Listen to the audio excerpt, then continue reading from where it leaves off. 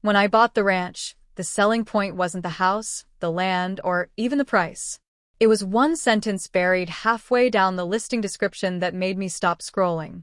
Property lies completely outside HOA jurisdiction. After years of hearing horror stories, fines for trash cans, letters about fence colors, neighbors weaponizing bylaws, I wanted distance. Space. Quiet. Something solid that no committee could meddle with. This ranch checked every box. Wide acreage, clear boundaries, and paperwork that said in plain language that no homeowners association had authority over it. Or so I thought. The first few months were exactly what I'd hoped for. Mornings were slow. Evenings were quiet. I worked on fences, repaired the barn, and got used to the kind of silence you only find when there are no neighbors close enough to complain about how you live. The land felt honest. It responded to effort, not opinions. Then one Tuesday afternoon, everything changed. I was halfway through unloading supplies when I saw the patrol car roll up the dirt road. Lights weren't flashing, but it wasn't casual either. The vehicle stopped just short of the gate, dust settling around the tires. Two officers stepped out, hands resting comfortably near their belts. That's when I knew this wasn't a misunderstanding. I walked over calmly, wiping my hands on my jeans. The older officer asked my name, then said something that made my stomach tighten. "We received a call claiming this property belongs to a homeowners association," he said. "They're alleging unauthorized occupation." I actually laughed. Not because it was funny, but because it was absurd. I told them I owned the ranch. I explained it was outside the HOA. I offered to show the deed. The younger officer nodded, already sensing where this was going, but the older one sighed the way someone does when they've heard a story too many times. "They insist it's theirs," he said, "and they're demanding immediate removal." That was my first real introduction to the HOA. Within an hour, I had 3 emails, 2 voicemails, and a printed notice taped to my gate. The message was consistent across all of them. According to the HOA, my ranch fell within their expanded governance area. They claimed easement rights, access privileges, and most boldly, that I owed back dues. A lot of them. They weren't asking. They were demanding. The tone wasn't legal yet. It was confident, assumptive, like they'd done this before and expected the same result. Pay up, comply, or get buried under paperwork and pressure. What struck me wasn't the threat. It was the certainty. They spoke like ownership was flexible, like landlines were suggestions, like authority came from confidence rather than law.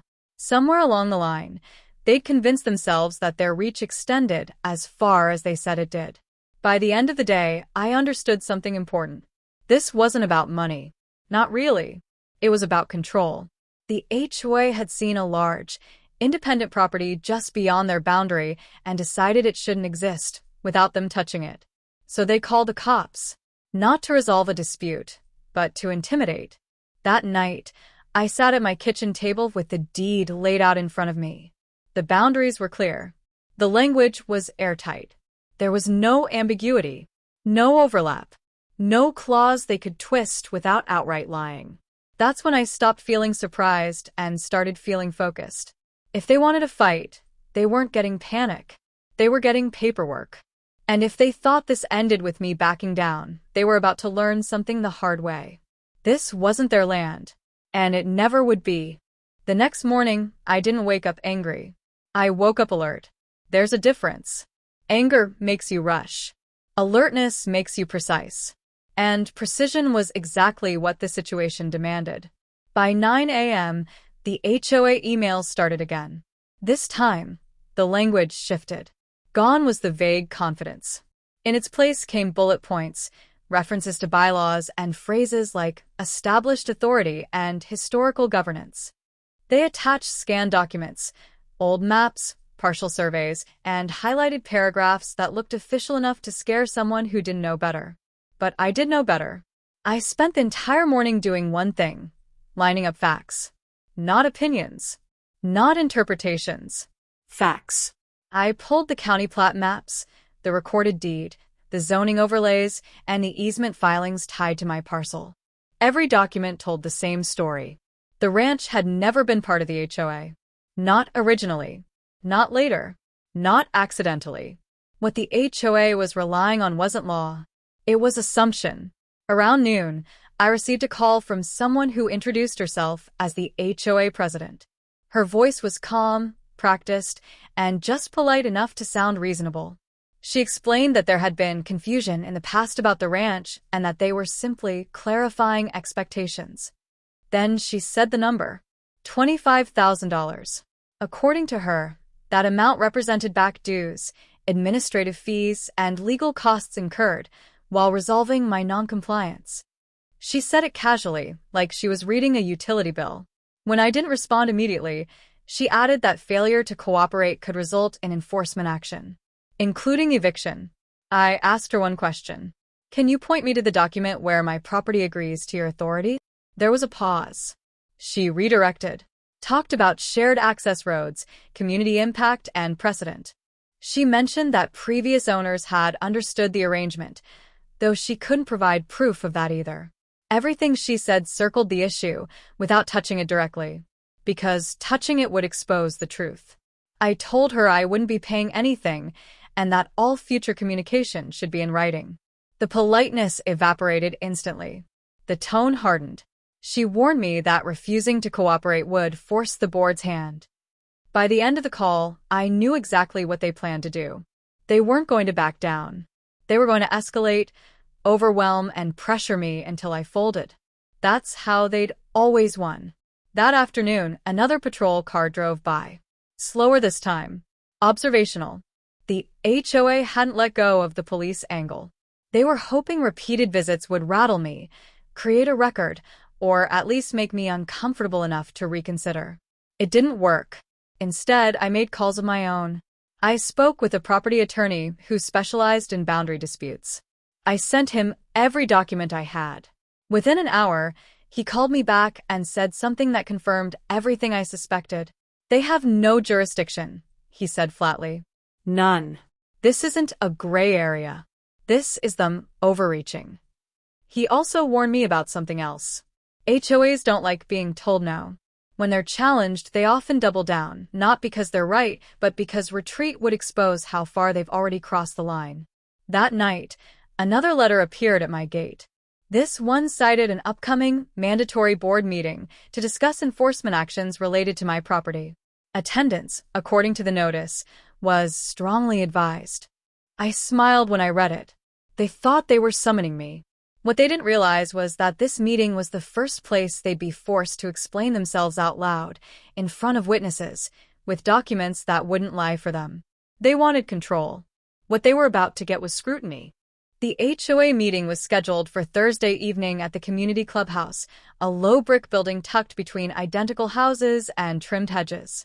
I arrived early, not because I was eager, but because I wanted to watch how they behaved before I walked in. Power is loud when it thinks it's unquestioned. Cars started pulling in. Board members. A few residents. The HOA president arrived last, clipboard in hand, confidence worn like armor. She smiled at people, nodded politely, and avoided looking in my direction when she finally noticed me standing near the entrance. Inside, the room was arranged exactly how you'd expect. A long table at the front for the board. Rows of folding chairs facing them. A podium no one ever really used. Everything about the setup said the same thing. We talk, you listen. When the meeting was called to order, my situation was item number 3 on the agenda. Not framed as a dispute. Not even as a discussion. It was labeled unauthorized occupation of HOA-controlled property. That told me everything. The president began by summarizing their position. She spoke smoothly, confidently, referencing bylaws, community standards, and long-standing understandings regarding my ranch. She avoided specifics, favoring phrases that sounded official, but meant very little when examined closely. Then she gestured toward me. You've been uncooperative, she said, not angrily but firmly. Despite repeated outreach, you've refused to acknowledge the HOA's authority. I stood up and asked one simple question. Before we go further, can you show the document that places my ranch under your jurisdiction? The room went quiet. She smiled tightly and said the documents were on file. I asked if they could be produced now. She deflected, suggesting we move forward with the discussion first. I declined. Calmly. Clearly. I'm happy to listen, I said, once we establish that you have any authority to discuss my land at all. Murmurs rippled through the audience. A few residents leaned forward. This wasn't how these meetings usually went. This wasn't compliance. This was challenge. One board member shuffled papers. Another whispered to the president. Finally, she produced a large map and placed it on the table. It showed the HOA development in bold lines, with a shaded area that spilled outward, conveniently covering my ranch. This map shows our expanded governance area, she said. I walked to the front and pointed to the legend. This map isn't filed with the county, I said. It's not recorded. And it's not legally binding. Then I placed my own documents on the table. Recorded deed. County plat map. Zoning overlay. Easement filings. I didn't raise my voice. I didn't accuse. I simply explained. Line by line. Boundary by boundary. Every document came from the county recorder, not the HOA printer. That's when the tone shifted. Questions started coming from residents. Wait, so is his land actually part of the HOA? Have we been paying for land we don't own? Why did the police get involved? The board tried to regain control, but it was slipping. Authority only works when it's uncontested. The moment people see uncertainty, it starts to crack. Then I said the thing they didn't expect. If the HOA continues to claim ownership or authority over my property, I said, I'll have no choice but to pursue legal action for harassment and misrepresentation. That landed hard. The room fell silent again, but this time it wasn't confusion. It was realization. They weren't dealing with someone afraid of letters and fines. They were dealing with someone prepared to make this public, documented, and expensive. The meeting ended early. No vote. No resolution. Just hurried adjournment and board members leaving through a side door. The president didn't look at me on her way out. As I walked back to my truck, I understood something critical. This was no longer about my ranch. This was about whether the HOA could continue pretending its authority had no limits. And they knew they were losing. The shift didn't happen loudly. There was no announcement, no apology, no admission of error. It happened quietly in the way institutions retreat when they realized pushing forward would expose more than backing away. The day after the meeting, the HOA's tone changed completely. No more threats. No more deadlines. The emails that came were cautious, almost clinical. Phrases like pending clarification and under review replaced words like enforcement and noncompliance. They were buying time. So was I. My attorney sent a formal cease and desist letter before the end of the week. It was short, factual, and devastatingly clear. It laid out the documented boundaries, cited the relevant statutes, and warned that any further claims of authority over my property would be treated as intentional misrepresentation. That letter did something the HOA hadn't expected. It triggered panic. Within days, I learned, through a resident who'd been at the meeting, that the board had called an emergency closed session. Not to strategize enforcement, but to figure out how far they'd already gone. Police involvement. Written demands. The $25,000 figure. Every move they'd made suddenly looked less like confidence and more like liability. Then came the call. Not from the president. From their attorney. He was careful with his words. Too careful. He said they wanted to resolve the matter amicably and asked if I'd be willing to attend a private meeting to clear up misunderstandings. I told him I'd consider it, provided everything discussed was documented. We met the following week in a conference room at his office. 3 HOA board members sat on one side of the table. My attorney and I sat on the other. The dynamic was nothing like the clubhouse meeting. No podium. No audience. No performance. Just facts. Their attorney opened by acknowledging that the HOA had relied on internal maps that were not consistent with county records. That was the first crack. He then admitted that the ranch had never been formally annexed into the HOA, something they had previously claimed was unnecessary. In other words, they had no authority. What followed wasn't an argument. It was negotiation damage control. They wanted assurances I wouldn't sue. They wanted the police involvement to disappear quietly. They wanted the matter closed without setting a precedent that residents could point to. That's when the power dynamic flipped completely. I wasn't there to punish them. I was there to end it, cleanly and permanently. My attorney laid out the conditions. Written acknowledgement that the ranch was not under HOA jurisdiction. Immediate cessation of all contact. A formal retraction of any claim to ownership, easement, or dues. And a clause stating that any future assertion of authority would result in legal action without further notice. They hesitated. Then they agreed. One board member tried to save face, saying this was all a misunderstanding that escalated. No one contradicted her. But no one met my eyes either. They knew exactly what they'd done. And they knew how close they'd come to making it public record. By the end of the meeting, the documents were signed. No apology. No handshake. Just relief. A week later, a certified letter arrived at my ranch. Inside was the HOA's formal acknowledgement, on letterhead, that my property lay entirely outside their jurisdiction and that they had no authority over it, now or in the future. The police never returned. The emails stopped. The notices vanished. But something else happened that I didn't expect. Word spread. Quietly but efficiently. Residents began asking questions. About boundaries. About dues. About what else the HOA might have been assuming rather than proving. I didn't say a word. I didn't have to. Because once authority is forced to explain itself, it never feels the same again. The quiet that followed felt different than the quiet I'd had before the HOA showed up. That earlier calm had been fragile, something I enjoyed but didn't fully trust yet. This one was solid. Earned. It had weight to it. Weeks passed. Then months. Nothing happened. No letters slipped into my mailbox. No patrol cars rolled past the gate. No emails arrived marked urgent. The HOA didn't just stop bothering me. They acted as if my ranch had never existed at all. And in a way, that was the most honest thing they'd done from the start. Life on the ranch returned to its rhythm. I finished reinforcing the north fence line, replaced a section of the barn roof, and finally planted along the creek the way I'd planned when I first bought the place. The land responded immediately. Grass came in thicker. Water pooled where it should. Everything worked better once the noise was gone. What I didn't expect was how far the impact of that one meeting would spread. A neighbor from just inside the HOA boundary stopped by one afternoon under the pretense of borrowing a tool. He lingered longer than necessary, then finally asked how things had worked out with the board.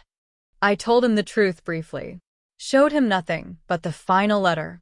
He nodded slowly and said, "That explains a lot." After that, the questions came quietly. Not from me pushing, but from people thinking for the first time. People who'd accepted fines without asking why. People who'd paid fees they didn't fully understand because challenging them felt risky. I didn't advise anyone to fight. I didn't give speeches. I just repeated the same thing every time. Read what you signed, check what's recorded, and don't assume authority exists just because someone says it does. The HOA, for its part, grew cautious. You could feel it. Enforcement notices slowed. Board meetings got shorter. Language softened. They hadn't become reasonable. They'd become aware. Aware that confidence alone wasn't enough. The most telling moment came months later when a new board election notice went out. Buried near the bottom was a line about reviewing jurisdictional boundaries. That sentence would have meant nothing to most people. To me, it meant everything. They were cleaning up. Not out of integrity, but out of fear of exposure. Standing at the edge of my property one evening, watching the sun dip low across the pasture, I thought about how easily this could have gone another way. One payment made to make it go away. One agreement signed under pressure. One assumption left unchallenged. That's all it would have taken for their claim to become reality. Instead, it stopped here. Not because I was louder. Not because I was stronger. But because I was prepared to ask a question they couldn't answer. Where's the authority? That question changed everything. The HOA called the cops claiming my ranch was theirs. They expected fear. They expected compliance. What they didn't expect was scrutiny, especially in a room full of people who had trusted them without proof. One meeting was all it took. Not to control the HOA in the way they controlled others, but to strip away the illusion they relied on. Once that illusion cracked, the power shifted on its own. The ranch remained what it had always been: independent, untouched, and outside their reach. And every time I close the gate at night, I'm reminded of something simple but permanent. Ownership doesn't come from confidence. Authority doesn't come from repetition. And land doesn't belong to the loudest voice in the room. It belongs to the truth on record. And that truth held.